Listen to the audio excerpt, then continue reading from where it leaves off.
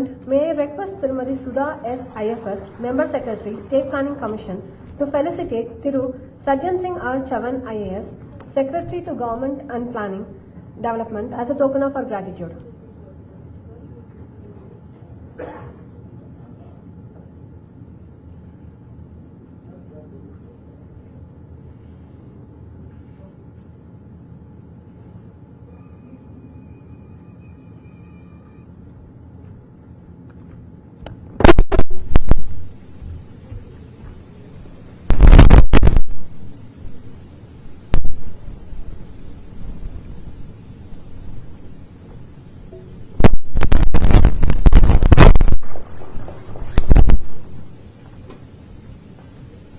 Thank you, sir and ma'am.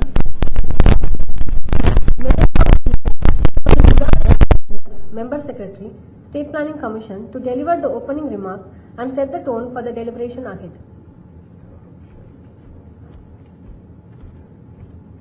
Morning, sirs and ma'am. So I feel so happy to be here today to start this inauguration. This is something, it's a special day for us, because we have been working for this day for about 4 months. I think since June we have been working to put this conference together. And when we started up this conversation to have this conference, the first idea what came in is that the State Planning Commission has been doing a lot of work, which I'm sure that every one of you must be familiar with. But what we would like to highlight to you is the two units which is existing within the State Planning Commission. One is the State Land Use Research Board. The second one is the Center for Innovation in the Governance. So as we talk about these two boards, I would like to draw your attention to take a little, to share the history of the State Land Use Research Board. In 1975, the State Land Use Board was established in every state, but unfortunately the system got discontinued. But however, Tamil Nadu continued to pay attention to this land use, and in 2011 it was established as a State Land Use Research Board. So this highlights what is the importance the state has been giving to the subject of land use. Any research will not be a research unless and until there is some innovation in it. So that's the important role what the Center for Innovation in the Governance is been doing. The Center for Innovation in the Governance identifies best practices across the country, across the globe, and works on those ideas to emulate the same in our state. As we all know, Tamil Nadu today stands second in the SDG ranking in India, and we are just, we are just one score behind Uttarakhand and Kerala. So this gives us an opportunity that we, with sustainable measures and with sustainable initiatives spearheaded by people like our industries and Minister, we are sure that we'll be able to get this SDG rank #1 very shortly. And I think this kind of an event where we bring together different people who are working in this domain in terms of urban development, industrial development, rural, energy, infrastructures, climate, environment, etc., to be coming together, because we have a lot of capacity within the state and even a lot of research which has been happening outside the state, where we can draw inspiration to see if those could be replicated here and used. And that's the very purpose of today's event. I am so thankful that since the time we initiated this particular event, why we had to convene it this year, because it is the 50th year since the State Land Use Board was established, and since it got renamed and reconstituted as a research board in 2011, this is the 15th year of the SLUB. So I think that's an important milestone what has come, and for so many of you, you might have not been aware of such an institution existing in our own state, and we should really feel very happy that now this institution has spread arms and spread roots across Tamil Nadu, and we are working with a lot of the academic institutions, research organizations, and think tanks, and so many other institutions to draw inspiration and to see what could be done for the state.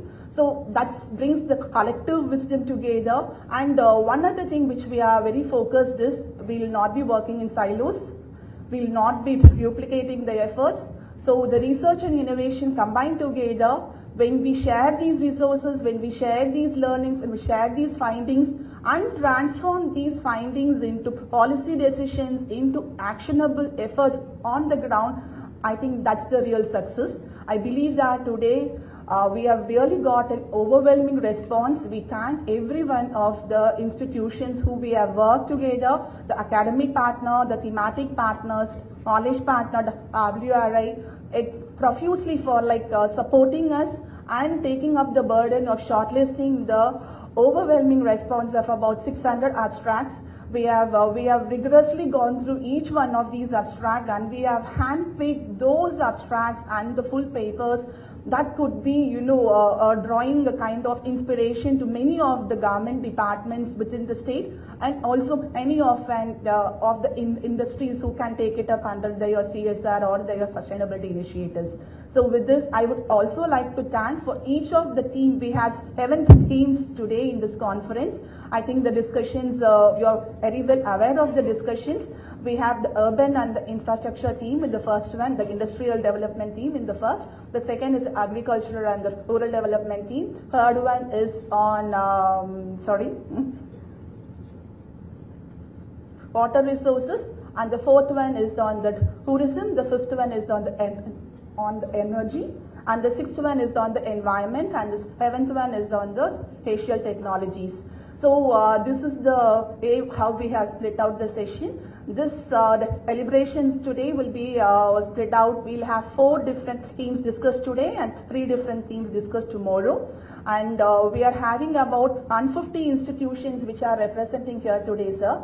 And we have really received 20 institutions from abroad have contributed, and we have received papers from Italy, from UK, from Singapore, and also. So that shows the kind of the interest what people have in sharing, and we also received from Australia and US as well. So it's not just about abroad. In our own soil, we have got a lot of institutions which have excellent resources and the capacity. We have really brought in the inclusivity part here. A lot of institutions and small firms and academic academic institutions have come today, and we have about 800 people who have got registered today for the conference. And some people are interested in few specific things. Some are really interested to attend every thematic discussions.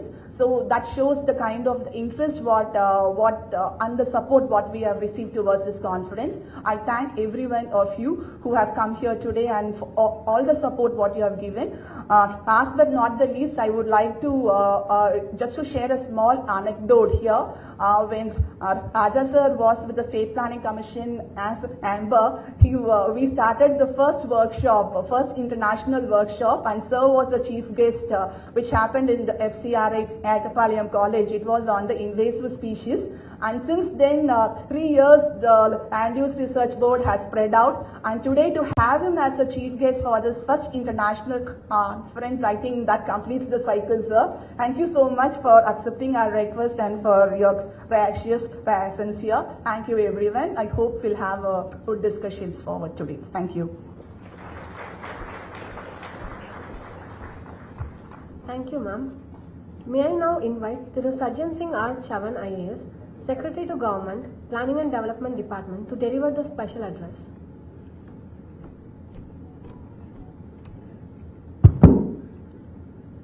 Respected and Honorable Minister for Industries, Investment Promotion and Commerce, Government of Tamil Nadu, respected Honorable Vice Chairperson, State Planning Commission, respected Honorable Members of State Planning Commission, and Member Secretary, and dear participants for this event.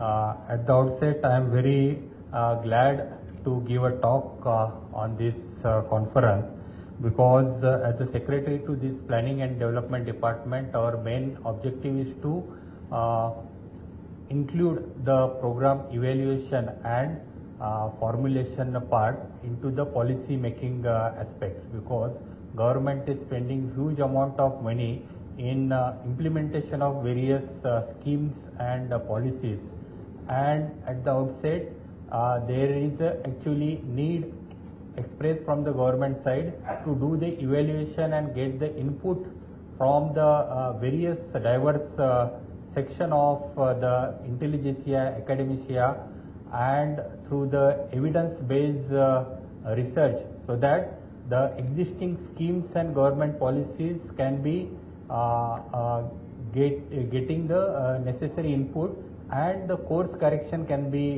done into the existing schemes, so that main objective of the betterment of the society is fulfilled in the most financially and prudential manner, so that the outcome with which the policies are designed and being implemented will be effectively implemented. So as far as this conference is concerned, the land is very important element in the society, not in the present context, right, in the historical element also. If you go into the major part of the wars and various aspects in the history, so land is important element in that. So in the present context, there the land has to fulfill the conflicting interest of the society, because the farmer wants his land for its increasing the productivity, and the citizen also want land for getting the food grain sufficiency. And at the same time, for the industrial development, land is required, and from the forest point of view, ecological point of view, maximum coverage of the forest is required. So land is very important element. So efficient use of the land use patterns is the need of the hour in order to ensure that future generation also have the sufficient resources at their disposal for their effective using. At the same time, the current generation also needs to fulfill their aspirations. So in this way, this Tamil Nadu's vision for the sustainable development has incorporated this one of the important element in the overall policy making, and Tamil Nadu's vision for the $1 trillion economy by 2030 is one of the founding aspects at the efficient land use pattern is important element in that policy. So actually, what are the steps which are taken is that like that green energy, focus on the green energy, and use of the climate resilient structures, so that our whatever the new infrastructure is coming is the climate resilient, and the industry development in order to achieve this Tamil Nadu's $1 trillion economy by not hampering the existing sustainable models of the development. So Tamil Nadu State Land Use Board is important key element to link with the intelligentsia, academicians, so that through this conference lot of input will be taken and it will be used appropriately at the policy formulation level, and certain other courses where already some schemes are being implemented, it will be used at the appropriate level, so that the schemes implementation will be actually done in very effective manner. So main aim of this our department is to ensure the broader coordination with different sections of this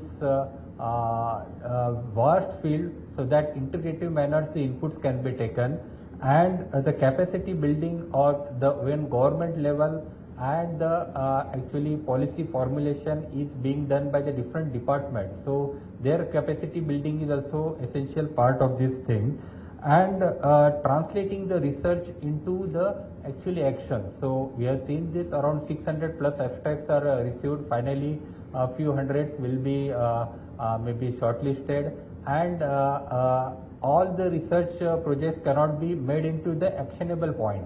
So as a part of the government, we want the actionable research, so that the whatever the research is being done, it has to be tested with the evidence-based aspect, and it has to be inculcated in a smooth manner into the policy formulation. So with this few words, I want to conclude my talk, and I want to congratulate each one of you for being present here for this 2 days conference. And I must be thankful to the Member Secretary, State Planning Commission, Vice Chairperson, SPC, Honorable Minister Industries and all the members of the State Planning Commission for making this conference a reality. Thank you very much. Nandri Vanakkam. Thank you, sir, for your encouraging message which underlines the significance of this conference. May I now call upon Dr. J. Jayaranjan, Executive Vice Chairman, State Planning Commission, to deliver the inaugural address.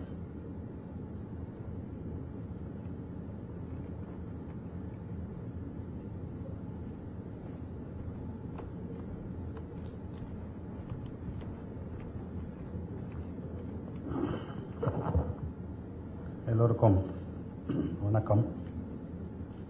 Honorable Minister for Industry, Commerce and Investment Promotion, Dr. TRB Rajaa, our Secretary, Mr. Chavan, and our Member Secretary, fellow members of the Planning Commission, and delegates from various institutions who have come to participate in this two-day workshop. I welcome you all. It gives me an immense pleasure to see such a large participation with immense interest in terms of the contributions in preparing the posters as well as writing the papers for this international conference. In fact, I was floored when our Member Secretary told me that there are about 800 papers that have come, and we have to set up a few screening committees which went through all the papers, and then we also wanted to give chance to the young researchers so that the session on posters was also included in the overall plan of this workshop. So in that sense, the workshop covers the entire spectrum. On the one hand, we have very senior researchers who have spent dozens of years in looking into this issue from various international institutions, as well as young researchers who have just started to look into that, so that it is a blend of experience as well as with the new insights and enthusiasm. The conference is also not confined to the participation from the academic institutions. We also see a large number of administrators as well as civil servants who are in the place of implementing the recommendations or the understandings from these deliberations. Now we all know that the land is a basis for everything. It feeds us, it shelters us, it gives us space for our industries, our forests, our water, and even our aspirations. Yet land is finite. The competition for it is intense. Agriculture, urbanization, industry, tourism, and conservation all demand their share. The task force before us is to strike a balance to ensure that our growth does not come at the cost of our future generations. In Tamil Nadu, we have been fortunate to have institutions that take this challenge very seriously. The Tamil Nadu State Land Use Research Board under the State Planning Commission is one such body. Only two states in the country, Kerala and Tamil Nadu, have had the foresight to create such an institution. In many of the aspects, you will find that Kerala and Tamil Nadu are the front runners, and on this count also, we are the front runners. Over the years, the board has taken up studies on built-up area, expansion, local climate variations, seaweed farming, invasive species, and much more. These are not academic exercises in isolation. They have shaped our policies, programs, and planning decisions of the state. I want to particularly recall the work on heat mitigation. The research was commissioned in October 23. The report was submitted to the Honorable Chief Minister in 24. Within months, the government, through the State Disaster Management Authority, acted on this evidence and declared heat as a state-specific disaster in October 24, the first state in India to do so. This is a clear example of research moving quickly into policy and saving lives. Our work was recognized, the state's heat mitigation strategy and the one related studies were presented before country representatives in UNEP forum in Bonn, West Germany. These are the signals that we are not working in isolation but are contributing to global conversations on sustainability. Our one other unit is the Center for Innovation and Governance, which was created with the State Planning Commission in August 24. Its task is to scope innovations across multiple areas and bring them into governance. One example is the delegation from State Planning Commission, which visited Kochi to study the solid waste management practices. What we saw there, decentralized, transparent and citizen-driven approaches, has been documented as a best practice for Tamil Nadu's Municipal Administration and Water Supply Department, which is now exploring pilots here. This experience is not going to be confined in our reports. It is being presented under Theme 6 in this very conference as a living example of how ideas can travel from one city to another, from one state to another, and inspire change. So, as we begin this conference, let us remind ourselves that it is not just about deliberation, it is about co-creating knowledge, translating research into practice, and building a future where Tamil Nadu can be both prosperous and sustainable. Thank you, and I wish the conference a great success. Thank you.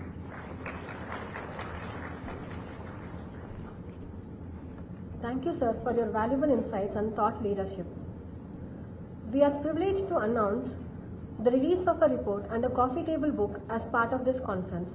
The first is the report on land use research in Tamil Nadu, 15 years of Tamil Nadu State Land Use Research Board, which captures the board's journey since 2011, highlighting landmark studies, the Tamil Nadu Land Use Information System, and its role in shaping climate resilient and sustainable land governance of the state. The second is a coffee table book named Vaduvur, A Landscape of Wings, takes you on a visual journey showcasing a transformation of Vaduvur Lake from man-made irrigation tank into a global bird sanctuary with detailed insights into a diverse bird species and breathtaking imagery. May I now invite Honorable Minister TRB Rajaa to kindly release the report, and I would request the Executive Vice Chairman of SPC to receive the first copy. I would also like to invite Dr. Babu from SACON, who was the principal investigator of the Vaduvur Bird Sanctuary study, to join us on the stage for the book release.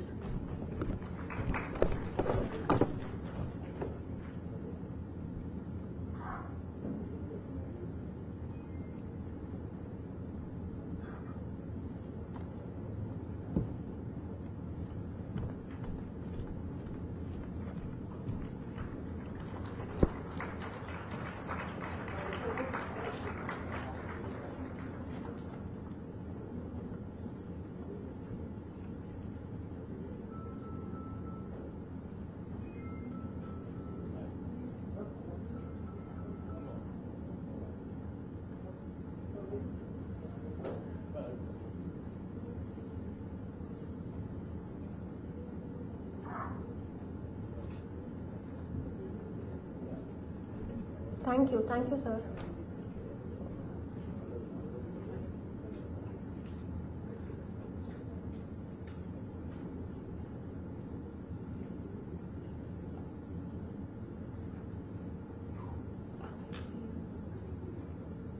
Thank you, sir. Please be seated.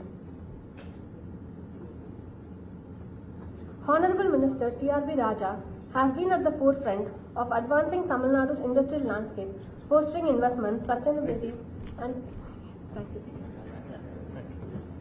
Thank you. It's always better to use that time for, to actually talk to you more. So I'll keep that short. I'm TRB Rajaa. I'm the Minister for Industries from the government of Tamil Nadu. So I think that's enough. Lingla. So welcome everyone, and it's an honor and a privilege to be here. It's always a privilege to be. It's always a pleasure to be at any event that's connected to the State Planning Commission, because I have very fond memories about the State Planning Commission. I think most of my learning has been chiseled at the State Planning Commission in a big way. And in fact, I have always felt that anybody who's taking up a bit of lawmaking, anybody who's getting into, who's trying to be what effective governance needs to be as a people's representative, should go through the process of getting trained at the State Planning Commission. Such a vast, beautiful learning process. And I think going forward, probably the Dravidian model, but in a Booker garden, this needs to be taller a bit. Just give me something to put this mic on. So I think the State Planning Commission, or no, I didn't want this to be higher, that's all. So I think governance is such that everybody needs to, nobody can just learn governance in a day. It takes time to be effective at governance. So I would definitely, I've already requested my Chief Minister, I've told him what I've learned from the State Planning Commission, and of course from all the other committees that I've been on, like the Estimates Committee and the Public Accounts Committee. And all these committees, when you go into that, when you study process, when you study the process that goes into lawmaking itself and the process of governing such a large and beautiful state, there needs to be a lot of learning that comes out. There's a lot of process that goes into it. So I hope someday we actually make this a need or a necessity that any lawmaker should go through this process to actually get to the next level. We should have that process, right? I mean, I don't think we have that process now today. It's not simple. It's not that easy to understand governance itself. And I think you need to learn governance before you qualify for any particular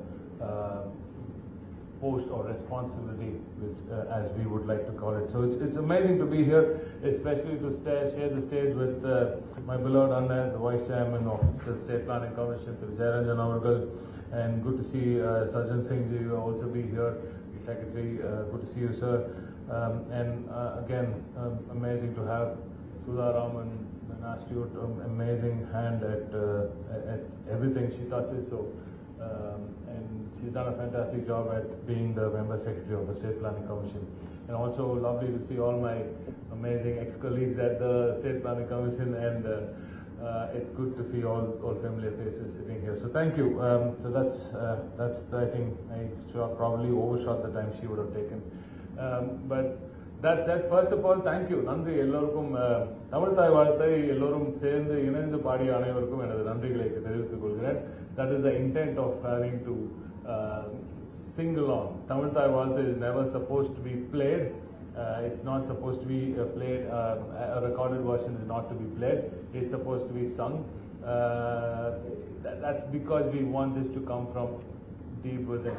It's to celebrate Tamil. It's to celebrate the language. It's to celebrate the Tamil spirit, which does not mean that this is Tamil pride. This is not that. The celebration of Tamil does not mean that Tamil is above anything. We don't do that here with Tamil. We are a mature civilization, and we know that everybody is equal. And inclusivity is the base of Tamil. And inclusivity and everything for everyone, that's the base of Tamil. And I think what we do by singing Tamil Thai Valtha is to celebrate the inclusive nature of Tamil Thai itself. And thank everyone who did that from the bottom of their heart. Because every time I see that some of us on the stage sing, and the people who are singing it at the mic do that.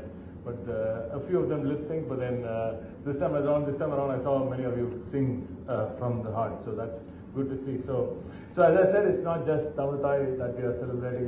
It's being Indian that we're celebrating. Every time we celebrate Tamil, we're celebrating India. So I hope everybody who is Indian understands the value of Tamil and the culture that it brings into the Indian society itself. And so we don't have anything against Hindi.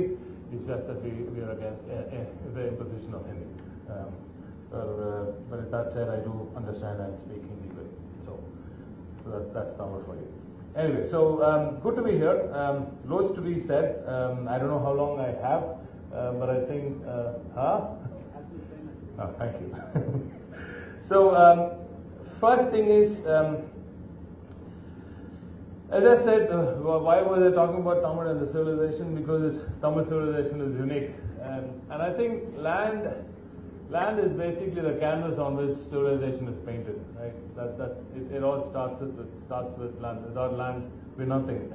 And the Tamil civilization has painted itself across this amazing land for the longest time. We painted ourselves on water too, across seas, and soon across into space also, I'm sure. But today is about land, so we'll stick to land today. Sudharaman ma'am spoke about how TNS, the SLUB has been, the State Land Use Board, we call it SLUB. SLUB was started way back in 1975. So first of all, congratulations on the amazing 50 years that SLUB has contributed to Tamil Nadu. Thank you for that amazing work, and congratulations on completing 50 years. And in 75, when SLUB was created, in 81 it was diluted a bit, but then it was added to the State Planning Commission. And then in 2009, the government decided to fund SLUB fully. So and it was given the teeth to, so to speak.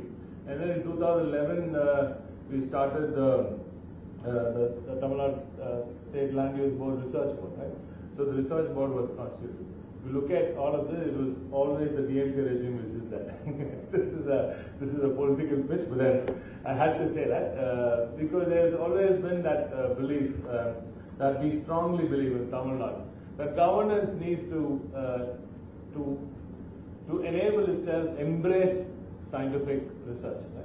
And I think Tamil Nadu's growth has been an outcome of our trust in science.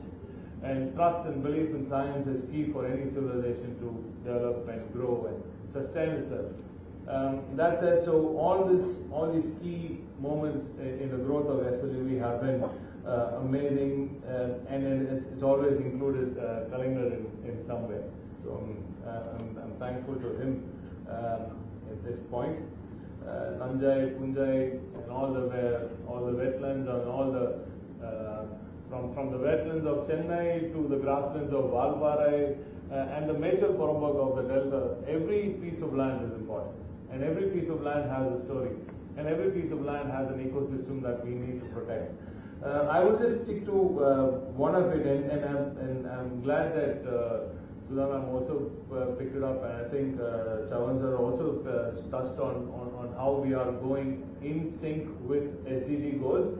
I think climate change, we're working on climate action, life on land, and I think sustainable cities and communities. All three, I think it's 11, 13 and 15. These are the SDGs that we're touching upon today when you talk about land use itself. And I should say, Tamil Nadu is different again. We've always been the first to talk about all of this. When the world is talking about DEI today, we spoke about it a long time back. We started when Periyar and the amazing people of the 1920s worked to transform the lives of women in Tamil Nadu. So when DEI is spoken today, we spoke about it long back. And the UN is today talking about SDGs. We talk about SDGs, right? And what is SDGs? It's not just sustainable development, it's just sustainable and distributed government, right? It's about sustainable distributed development. That is what Tamil Nadu is all about. The Dravidian model is what we proudly say is very unique, and it's inclusive, it's also distributed. It's about growth, which is sustainable, and hence land use becomes a big part of it. And it's also about distributed growth, so that every part of this amazing state grows. So that said, so we've had huge impacts on all these areas, but I will stick to what is called the Mechal Porambak. Mechal Porambak is where regularly, these are all grazing lands, okay?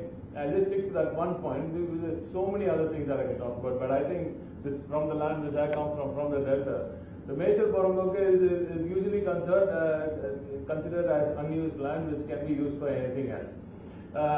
But there's this thing that, when you don't hear the song of the Kaudari. The Kaudari it's the grey francolin, right? It's the grey francolin. It's a very weird, very sweet, very beautiful song. I don't think any of you who've grown in the city would have heard it.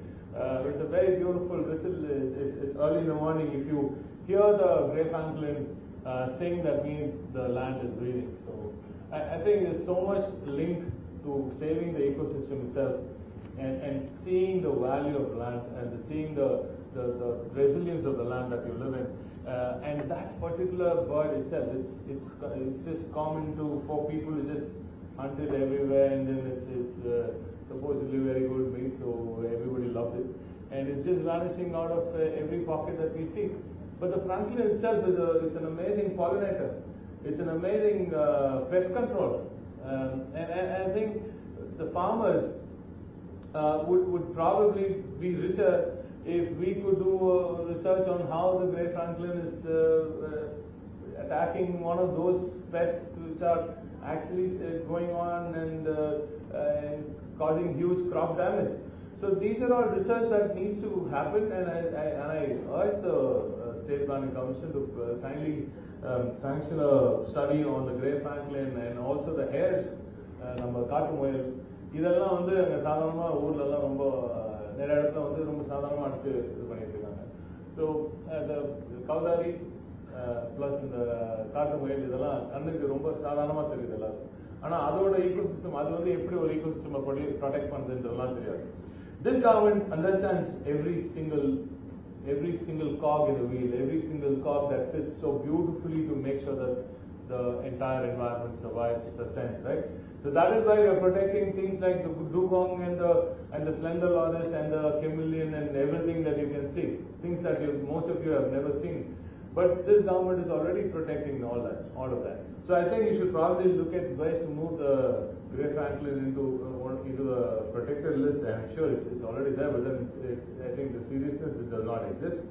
So that said, that's one of the things that I wanted to say about the nature forum book. It's that piece of land which is considered just excess land which anybody can take.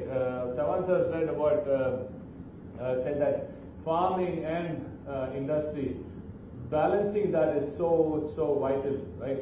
Right now today Tamil Nadu is on a bumper crop, 50 lakh tons of paddy this year. 50 lakh tons. Never ever has this happened. We have a problem of plenty now. We're not able to store it, and we're creating new storage areas. So 50 lakh tons, and that is because we've had fantastic rains, and over the last few years we've made efforts. We've taken very concerted efforts to store that water properly, and we've also made sure that all our canals are desilted properly, so that the water can be taken from the tanks to the fields, and the acreage can be increased. So this way, this is proof. This is scientific proof. Anything that the government does, we work on scientific outcome, right? We rely on scientific study to study the outcome of the measures that we've taken. So over the years, our water body rejuvenation, water body desilting, and all these efforts have now, because there's this A canal, B canal, and the CD channel behind. So CD channels too. So all these channels come together, and then they go and feed the farmers, feed the farmlands. So all of this seems to have worked, and that is why we have a fantastic crop this year, 50 lakh tons. But I saw some really good research papers when I walked in. Lots on heat mitigation, lots on climate resilience, lots on water conservation and stuff. But I would love to have something on tailored water regulation. That's something which we saw, but that is something which we need to work on even better. But then the tailored farmers are the heaviest hit whenever there is a problem with water. But I think when there's a problem when there's plenty, it's all going into the sea. But that also is part of ecology. It also is necessary for the fish that breed in those mouths, right? So that is also key. So that study is necessary. How much of water can be done? How much of water can go into the sea? All of this is very, very key. How much of salinity are we going to block? And all of this is very, very key to make sure that we don't lose one ecosystem protecting another one. What we've done with the grasslands of Ooty, we planted because industry needed wattle to do viscose then. So somebody decided that it's okay, it's just grasslands, pick out the grassland and put wattle. Now we're spending crores of money to remove that wattle, and it's just not going. It's such a pest. It's just not. We're not able to remove wattle from the grasslands of the Nilgiris. So these are things that today, given the scientific the capacity of this government and the people in it, I think the understanding of scientific research and outcome is so big now, so high now, that we should use every single possibility. And it's lovely to see almost 100 plus universities being represented, institutions represented here, 150 institutions, 800 plus papers. So this is a very, very key destination for key event for all of us. We would definitely look at each and every paper, and I'm sure that many people at the Planning Council will take a very, very informed call. As I said, I would like to see all these research papers come out on specifics like Gray Franklin and specifically on the usage of nature Porombo. On that alone, I'll just give you one last thing and then leave. I'm sure the Honorable Vice Chairman remembers the discussion we had on buffaloes, right? and people in the department, they said wallowing ponds on the buffaloes places. There is such a uninformed thing. So that's when we found out that there is so much research that needs to go, especially in animal welfare. We're not doing any animal husbandry itself. The dairy system is so rich in Tamil Nadu, but there's nothing much being done there. There's nothing effective that we would love to proudly say it's phenomenal in the scientific area. Right? There's so much of production that's happening, so much that the department itself is doing. But in the research side, there's nothing much happening. So I'd love to see some more research in the animal husbandry vis-a-vis the land use, so vis-a-vis nature Porombo also. So and of course the wallowing ponds if they want it. So all of this is very, very key, very, very niche areas. So please touch upon all of that. I'm very, very thankful to the State Planning Commission for having issued the book on the Vadur bird sanctuary, the birds of Vadur. It's very close to my heart. It's in my constituency, Manargudi. So the birds there, they come from all over the world, from Siberia, Central Asia, Europe. So all the painted stocks and the black-billed ibis and everything that you see, the fields and everything that you see in Vadur, amazing, beautiful birds crossing thousands of kilometers. They've come to this sanctuary, which is a Ramsar site again. And today Tamil Nadu also has the highest number of Ramsar sites in India, I think, and we are pushing it also. So thank you for coming for this event. It's been amazing. Looking at some of the papers right there, I'm sure there's hundreds more that I haven't seen. I would love to see the outcome paper from this conference, and I hope the State Planning Commission makes good use of all the research that's happening here. Please count on the Tamil Nadu government. India is today manufacturing and servicing for the world. We would love to go the way. We'd love to become product nation, Tamil Nadu, product nation, India itself. That is key. And I think every single research, how much of a small it is going to add value to the value to the state as the R&D hub of India. And I would love to see Tamil Nadu become the R&D capital of India, which it is now, but in a bigger way, and make this ecosystem even more vibrant. Because I think the future of India is going to be driven by Tamil Nadu and its R&D ecosystem. So thank you, researchers, for doing this, and it's always amazing to be here. Nandri Vanakkam.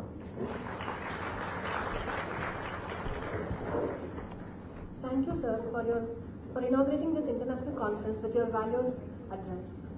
To bring this inaugural session to a close, may I now invite Ms. Sandra from SPC to deliver vote of thanks.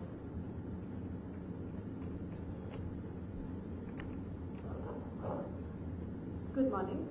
On behalf of the State Planning Commission, I extend a sincere gratitude to the Honorable Minister of Industries, Investment Promotion and Commerce, Dr. TRB Rajaa, for his insightful address and for his continued support to initiatives that promote research, innovation and sustainable development in Tamil Nadu.